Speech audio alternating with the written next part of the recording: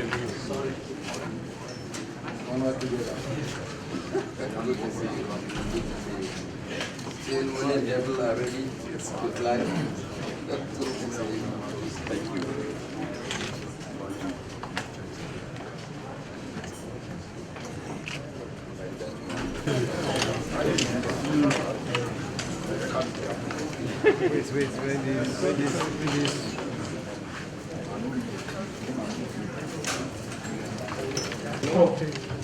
Good morning.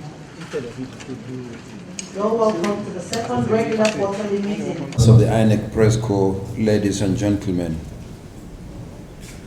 I welcome you all to our second regular quarterly consultative meeting this year, following a similar meeting held on Tuesday, 11th February 2025.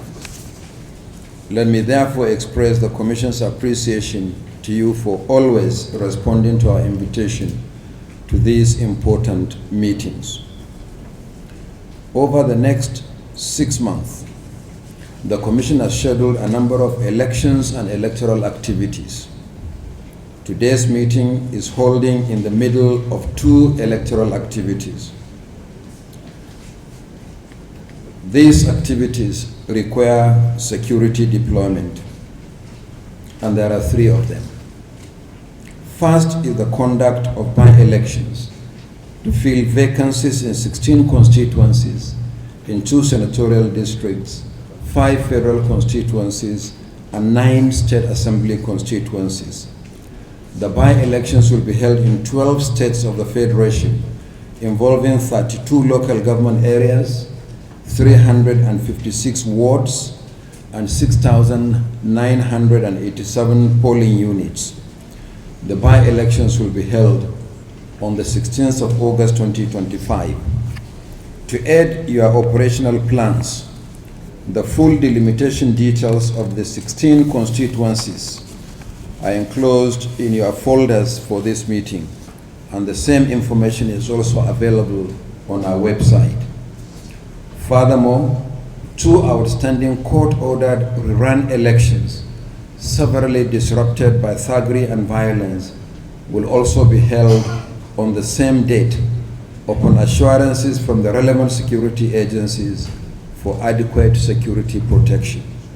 These are the Enugu South 1 state constituency in Enugu State and the Garis Anyawa state constituency in Kano State.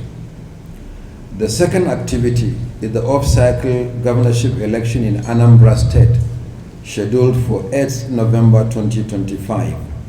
Related to the election in Anambra is the resumption of the continuous voter registration in the state from 8th to 17th July 2025. Only yesterday, the Commission released the timelines and locations of the exercise, which will be held simultaneously in 326 wards across the state. Although the security situation in the state is calmer now than what it was on the eve of the last governorship election 4 years ago, I urge you to use the continuous voter registration to fine-tune your preparations for securing the forthcoming election. Detailed information on the location of the voter registration centers is also enclosed in your folders for this meeting. The third activity is the resumption of the continuous voter registration nationwide, beginning with the online pre-registration of voters on 18th August 2025, followed by the in-person registration on 25th August 2025. The exercise will take place in our state and local government offices throughout the country. The full details will be made public soon, and we will share the same information with the security agencies.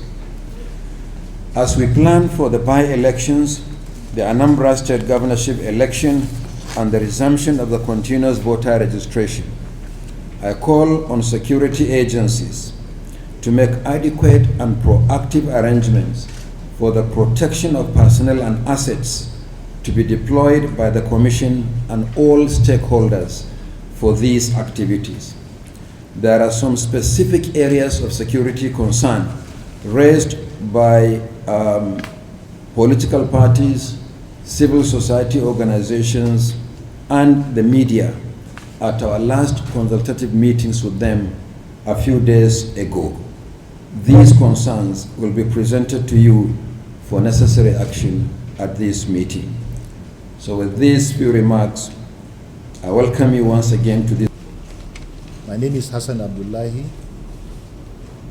sitting in for the National Security Advisor, who has sent his special greetings and has asked me to convey his gratitude to the INEC leadership and the entire ISS membership for your unwavering commitment to ensuring free and fair and secure elections since the current administration began 2 years ago. Indeed, our collaborative efforts have been the mainstay of maintaining peace and order during the elections so far held. Now we are on the verge of holding yet another round of important elections, the FCT Area Council's elections, the by-elections to occupy or to fill the vacant seats in the 2 chambers of the National Assembly, and the off-cycle governorship election in Anambra State. In addition, we have the nationwide continuous voter registration, which also require our attention given the volatile situation in some parts of the country. Our primary objective remains to safeguard the integrity of the upcoming elections.